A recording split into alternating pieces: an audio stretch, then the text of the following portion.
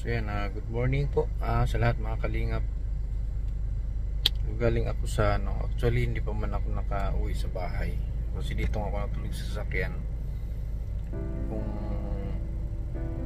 hindi nyo kasi napanood ito noon, taga dito sa amin na meron siyang parang skin disease, so pinilit ko siya noon na pumunta sa ospital kasi nga nag-alala ako sa kanyang yung pinakita niya sa akin sa kanyang tiyan. So ayaw niya talagang pumunta at gusto niya lang ng yung bang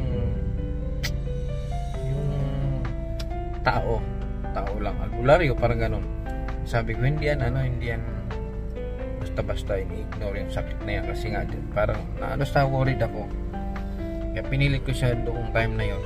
Kaya pala ayaw niyang sumama dahil wala siyang pera. Kaya pinilit ko siyang dalhin sa ospital, pina-check up ko. Kaya ayun, nabigyan siya ng gamot. At nagpasalamat nga siya na natuyo kasi parang litso na yung tiyan niya Ngayon nagising ko nga, nakita ko nandyan nasa waiting sheet. Kaya tatanungin ko kung ano ang sitwasyon nito ngayon. So yan po, yan, kung nakikita nyo, ayan, nandyan po siya, ayan, nakahiga. Yung nakahiga na yan, siya yan, 70 na yan, 75 years old na siya, 71, 72. Tapos lumapit yan sa akin kahapon, isang araw, wala man akong pera. Sabi niya parang ubos na yata yung gamot. Sabi ko bibili tayo ulit. Sabi huwag na, hindi bali na, hayaan niya na lang daw. Kaya pupunta ko ngayon sa Katiil, isasama natin ito para mapuntahan natin yung doktor na nag-check up sa kanya para mabili yung kanyang gamot.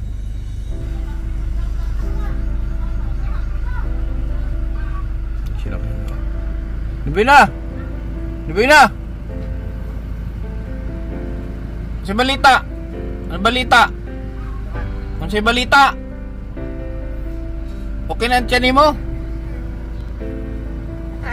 Tanungin natin para makita nyo. Tingnan mo. So yan po yung kanyang pasensya na sa mga kumakain. Timoteo na. May gamot ka pa? Wala na. Ha? Kumana. Paano kumana? Wala ko ikan tablitas. Naubos na? Oo. Ilang araw yun? Pila kadlaw to?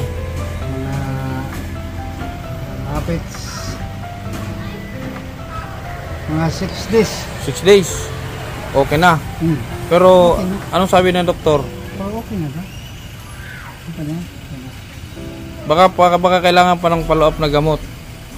Ambot na nanay yung ginabo ba? O ato ta kay iligas balik. Atong ipa-check up na, atong ipatanaw kung okay na ba na. Karon, sama ka ngayon. Ha? Sama ka. Oh. Sa'yo okay na. Paano yung hindi mo pa na yung gamot. At least kasi ito nung mga kaliyap, tubig to, yung tubig. Parang lechon yan.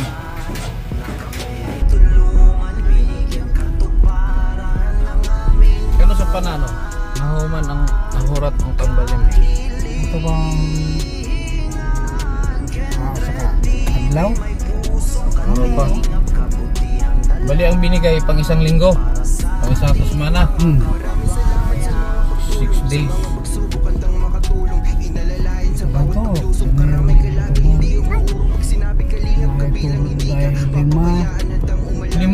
Lima kabok. Isang tuma? Oh? Anda, marami pala yun? Oo, ito. So isang inom mong gamot, 5 piraso? Oo, 5 kabok. Tapos ang dami pala nung binigay sa'yo. Napoy inom na ko nga usa kabok ko ito alas 12. Dako. Kaya nakataas ito dito. Dapat yan hindi po natuyo na ipabayaan naman. Baka mamaya bumalik. Mas mahirap yan kung bumalik, mas mapamahal ka pa. Turukan ka ulit.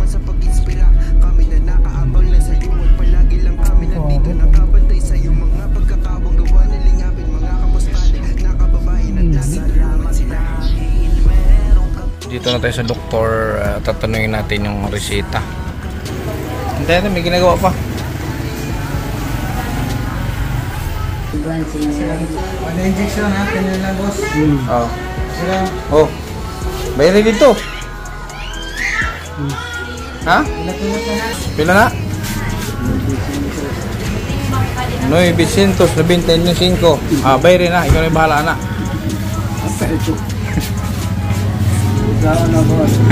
Ano ba? Ibay-bayari dito. Ano yung tawagon ka? Oo. Napakay sukli 5. Palit mo kindi.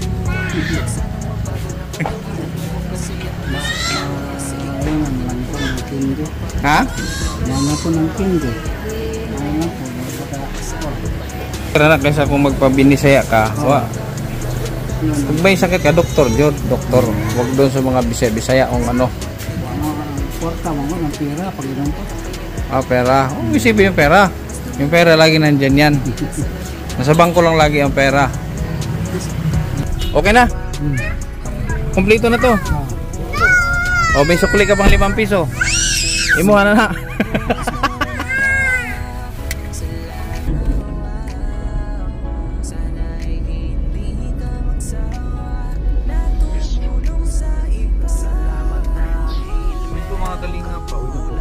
Dadaanan natin si Kobe dahil binilihan ko siya ng kutsyon saka yung yung ceiling fan para hindi masyadong mainit. Kaya dadaanan ko natin.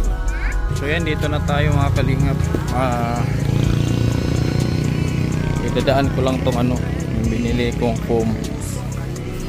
Binili ko na rin siya ng distilled water para doon sa kanyang gatas. Wala, bumagsak na yung bumagsak na yung bahay yan yan na. Ito yung binili natin mga kalingap. Kumusta? So yan, kumusta? Kumusta si Kobe? Nagkainit. Murag nabaguan siguro sa tambal.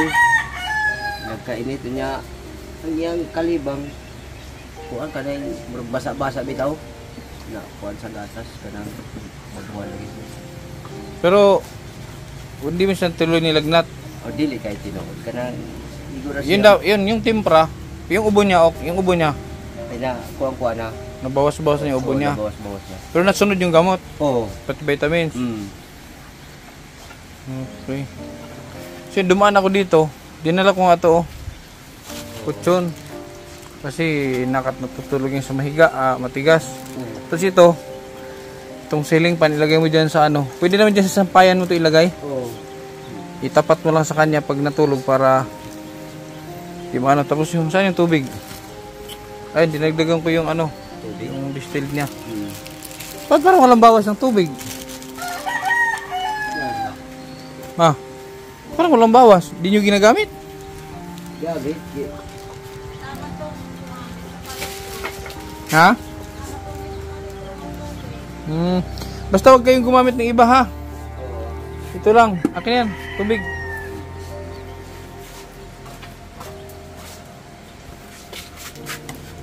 Para sigurado. Itong foam. Dito na to sa loob ha. Yan.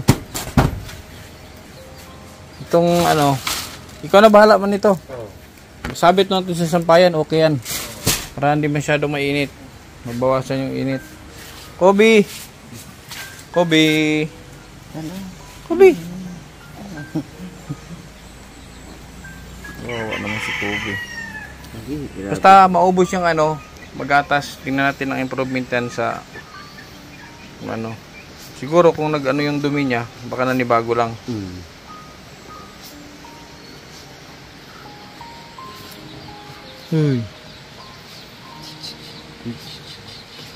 Pero minsan siya manginig nanginginig lagi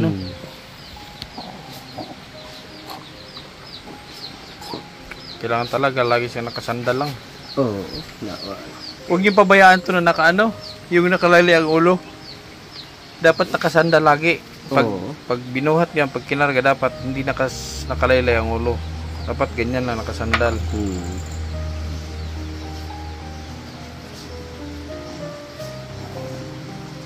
Pero malakas yung dumidi, malakas. Tsagain nyo lang, ha? Para din naman sa kanya yan.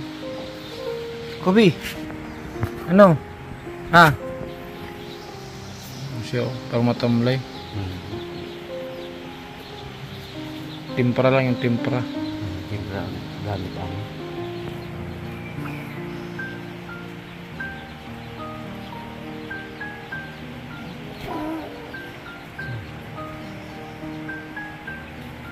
Yun namang dating vlog ko sa Quezon. Malakas kumain.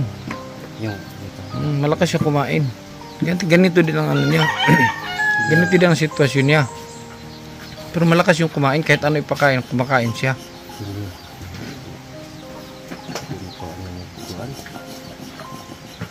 Naano siya og parang gatas din yung nakuan. Gulogo ba wala na siya sa logo. Patulang gatas nga kuan. Kuan ni gatas. Tapos yung bote niya, dapat lagi yung ano yan, ha? Laging banlian nyo ng init, pakuluan lagi. Pag uminom siya ng tubig, yan din. Lahat hindi kayo wag gumamit ng ibang tubig.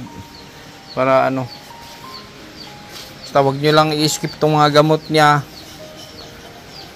Para mapabilis yung recovery niya. So baka babalik ako dito kasi si Jujim sabi niya dagdagan niya yung gatas. May nagsabi kasi sa akin dagdagan niya yung gatas. So baka babalik ako dito pag nagpadala siya, dagdagan ko yung gatas. Yung ganun din siguro kalaki. Ayun yung pinakamalaki para matagal maubos. Matagal niya nang ubusin yan kasi mahina man siyang pero yan, makaka-recover yan. Tuloy lang yung baka nanibago siya sa gatas. Okay lang kung nagmalibang kay nagkuha na ng tambal. Normal lang daw. Normal lang kuno. Dahil sa gamot. Ayun naman pala. Sinabi pala ng doktor na normal yan dahil sa gamot. Okay lang yan, normal lang yan. Pero huwag nyong lagi nyong painumin ng tubig. Tubig. Kasi pag nagbasa dumi niya basa. Painumin niyo ng tubig lagi para may kapalit yung fluid na lalabas. Sige gani hindi pa inom ng tubig. Hindi pa nalagay nga ang tubig. Okay. Ha? Kobe. Tamlay siya. Sana makarecover to. Hindi naman na talaga gagaling itong niya sa buto. Pero lalakas ang katawan nito pag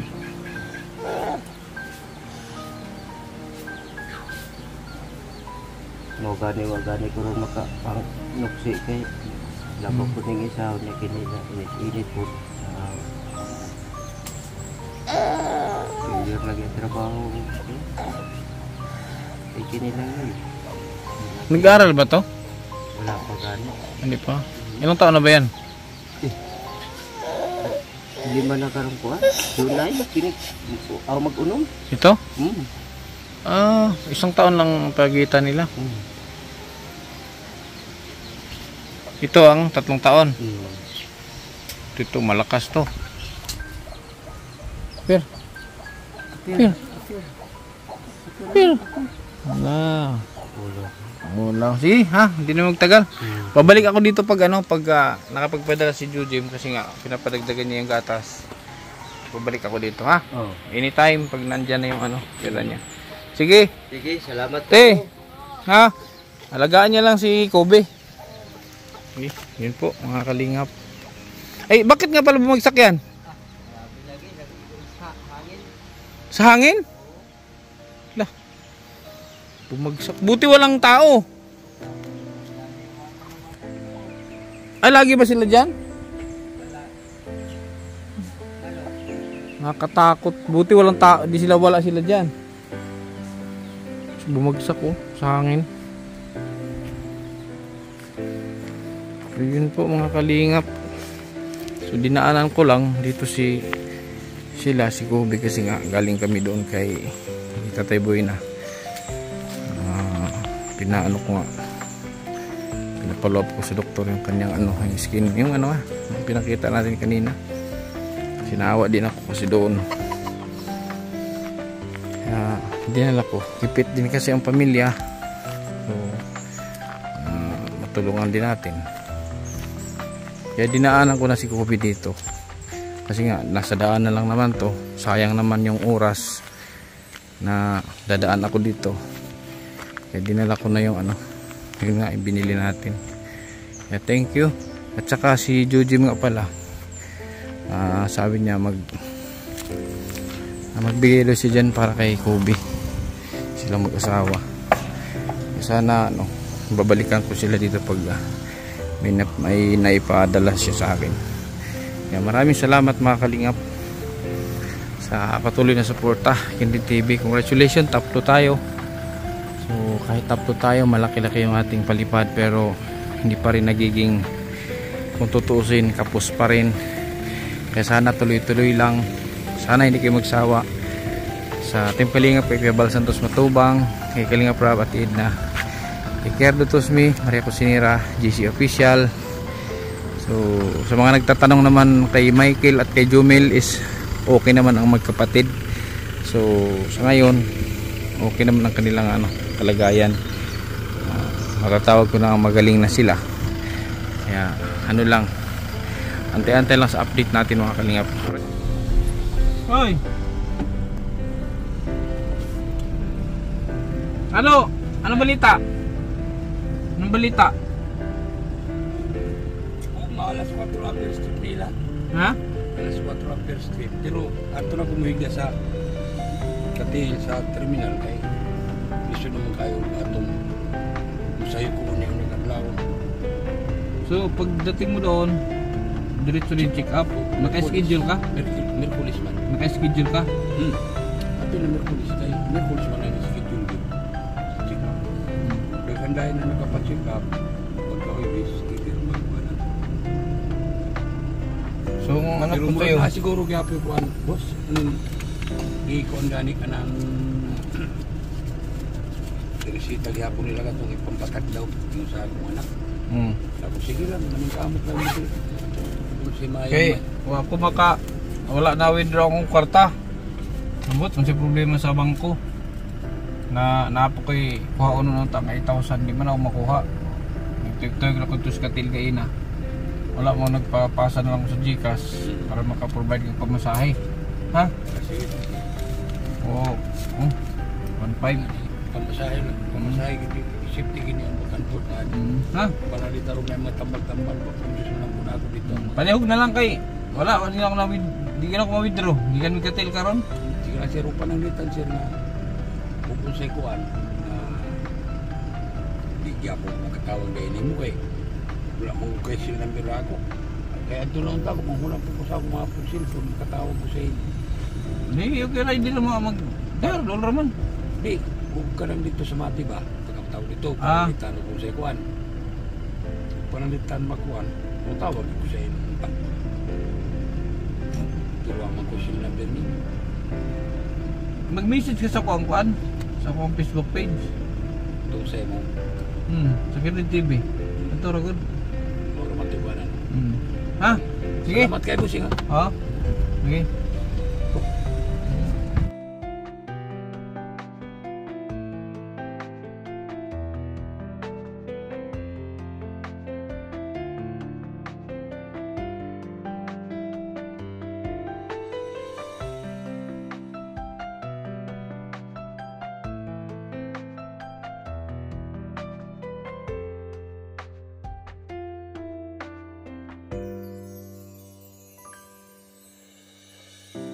Yun mga kalingap, kasi yun na magpapa-opera siya sa kanyang mata at malabo na yung katarak niya, lumalala.